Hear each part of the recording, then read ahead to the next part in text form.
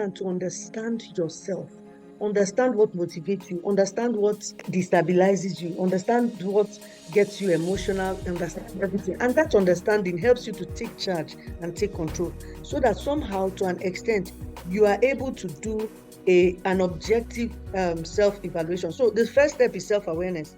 The second step is self-evaluation. So the fact that I do this, or I know this, or I'm like this, evaluate yourself against maybe a standard, against a value system. Is this thing right or is it wrong? And that's why that book that talks about why you act the way you do will tell you that this is how your normal disposition is, but this is how it should be.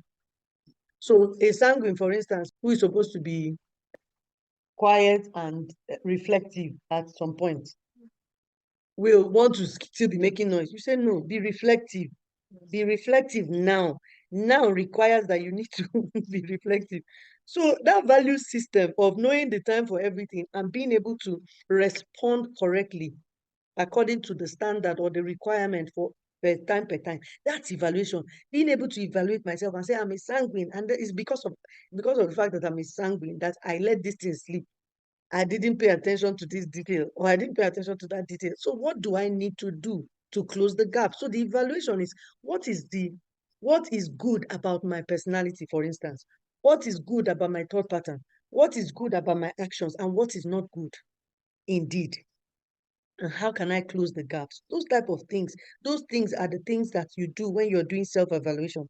So self-awareness requires recognition. Self-evaluation requires openness. And then the next step is self-identity.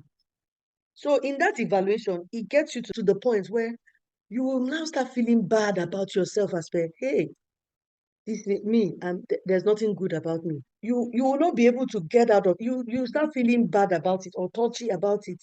Self-evaluation, that openness to look at myself and really see it's a process that requires you to have something stronger as a backup, because the things you might discover about yourself, the things you might see about yourself. That's why I don't believe all these things people do self-evaluation. Let's do it by ourselves. Let's do me. I'm coming from the faith point of view because I know God created us, and anything we are doing, in as much as yes, we are we are supposed to understand our psychological and mental nature and emotion and everything. We have to do all that in the context of the spirit, in the context of the standard. So it's important to have those exercises, but you don't do it outside God. If not, you can lose yourself in the process. God gives you all these tools, God gives you all these abilities, but He doesn't expect you to do it outside His framework. Because the framework, I said, is spirit, soul, and body. The spirit realm has to be involved. So I advise people, all these things that they do meditation, they want to do it on the soul realm, those things can be intercepted by the negative spiritual. And so I tell people that don't do this thing outside the context of God, because things in the spiritual realm can intercept you. And so if you are not, because God does not force Himself on us. So if you're not doing it in submission to God, the enemy will intercept it. And that's what happens with those people who do meditation. They get into those deep realms and then they lose themselves, because Satan will always come and introduce something else. So when all those things are happening and you're evaluating yourself and your awareness is open and you're going through self-evaluation, self-identity, what you now recognize about yourself, must be backed up by truth. So a lot of times when people now get into that self-identity realm, they now enter lie, the realm of lie, how you are a god by yourself. There's this whole ideology, new age stuff that is going on now that people have taken off to. So they find their identity in something else. And once you get to that realm where you find your identity in something else, apart from the true identity, your true identity, you get into so much problems. So it's the self-identity is about the aspect of you that classify you and make you unique in value. That aspect of us that classifies us is our spirit realm, is what God made originally before He put us inside this body. And that is our spirit. And it must be backed up with truth. Your abilities, your qualities, everything that God has put there, He has put there as a reflection of Him. And these things are equipment, just like a car that can't run by itself. It needs a power source. And that power source is God. If you use an alternative power source, you're on your own. So a lot of times people are using all sorts of power sources. They're doing alternatives. They are collecting from the mind here. So we will now add it with the negative supernatural, mix it up, form one alternative power, and they are running with it. But there's a risk there, because where you find your identity is where you can also find your power source for self-control, which is the main ingredient when it comes to taking charge of this earth. Self-control is key. That's where your will now has to be hooked on something. So where is your will hooked on? Is it hooked on truth, or is it hooked on a lie?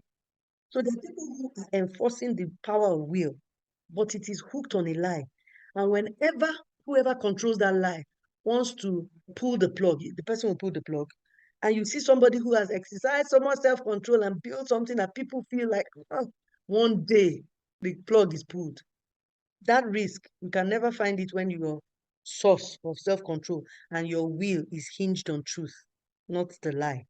So the ability, self-control is the ability to regulate yourself in order to increase desirable behavior and avoid undesirable behavior. The thing now to ask is, which one is desirable behavior?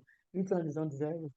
That's why your self-identity and your self-control must be hinged on truth. So you start out the process of reviewing your life, reviewing your past by self-awareness, self-evaluation.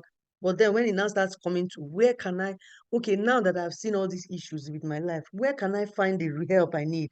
Where would I find my identity? Where would I find the power, the control to be able to hold on, to be able to take charge on this side of life? These are the critical areas where you find your self-identity and self-control are the critical areas that determine every other step, you know. And so when you have come to that point where you're able to regulate yourself, you're able to exercise your will, you have started to enter that place of that realm of growth and progress. You are in that place where you can now start taking that journey. So what will make you progress on this time? When you're able, when you have conquered all those things internally, when you're able to you understand where you draw your identity from, you understand where you draw your control from. Because one other thing I want to point out in the area of control, before I move on, is why is self-control? Why does God want us to control ourselves? Because self-control is a fruit of the spirit. So why didn't he say God control? Why is he saying self-control? Because he knows that when you are drawing the power from the right source, you have the power to do. Is your will. It's not his will. It's not another will. It's your will that must submit to his will for it to be done. He does not counter your will to bring control into your life. Your will must be aligned to his will. And so that's why it's self-control. So we need to understand that, because a lot of times we will say, God didn't help me. All these people who say, God, everything we're pushing it to God. We're saying it's because God didn't do, or God did, or people are there are a set of people who blame God for some things, but we can't blame him, because what he has done is that he has given us the equipment and the power, but he will not counter our will, because he has also given us a will. So that will must now we must take that our will is that yourself that takes that will and submits it to him, because you believe he has the template, he has the structure, he has your best interest, he has all that. And so because you believe him, and that's where faith comes in.